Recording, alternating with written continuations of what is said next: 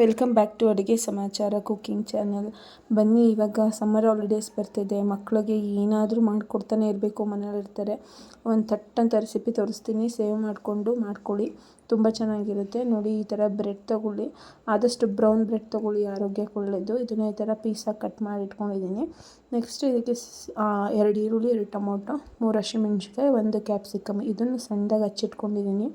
Next ಒಂದು ಕಾದಿರೋ ಬಾಣಲಿಗೆ ಎಣ್ಣೆ ಹಾಕಿ ಒಗ್ಗರಣೆಗೆ ಸಾಸಿವೆ ಮತ್ತು ಹಸಿಮೆಣ್ಸಿಕಾಯಿ ಹಾಕ್ಕೊಂಡು ಚೆನ್ನಾಗಿ ಹುರ್ಕೊಳ್ಳಿ.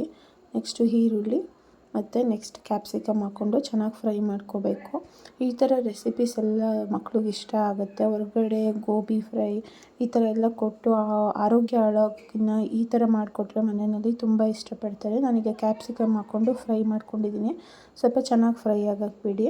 ಸ್ವಲ್ಪ ಫ್ರೈ ಆಗ್ತಿದ್ದಂಗೆ ನಾನು ಟೊಮೊಟೊ ಆ್ಯಡ್ ಮಾಡ್ಕೊತಿದ್ದೀನಿ.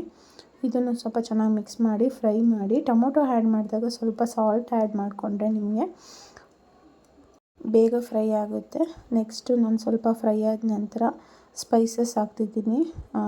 ಟರ್ಮರಿಕ್ ಮತ್ತು ಪೆಪ್ಪರ್ ಪೌಡರು, ಚಿಲ್ಲಿ ಮತ್ತು ಗರಂ ಮಸಾಲ ಪೌಡರ್ ಹಾಕಿ ಚೆನ್ನಾಗಿ ಮಿಕ್ಸ್ ಮಾಡಿ. ನಿಮಗೆ ಸ್ಪೈಸಸ್ ಇಷ್ಟ ಆಯಿತು ಅಂದರೆ ಸ್ವಲ್ಪ ಜಾಸ್ತಿ ಹಾಕ್ಕೊಬೋದು.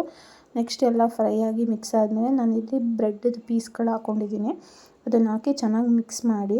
ಈ ಥರ ಕಾಣಿಸ್ತಿದೆ, ಎಷ್ಟು ಚೆನ್ನಾಗಿ ಕಾಣಿಸ್ತಿದೆ ನೋಡಿ. ಮಕ್ಳಿಗೆ ಎಷ್ಟು ಇಷ್ಟ ಆಗುತ್ತೆ ಅಂದರೆ ಇದೊಂದು ಹೆಲ್ತಿ ಫುಡ್ಡು. ಸಂಜೆ ಸ್ನ್ಯಾಕ್ಸ್ ಟೈಮ್ ಮಾಡ್ಕೊಳ್ಬೋದು, ಮಾರ್ನಿಂಗ್ ತಿಂಡಿಗೂ ಮಾಡಿಕೊಡ್ಬೋದು.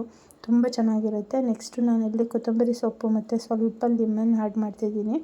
ಇದಂತೂ ತುಂಬ ಹುಳಿಯಾಗಿ ಖಾರವಾಗಿ ತುಂಬ ಚೆನ್ನಾಗಿರುತ್ತೆ.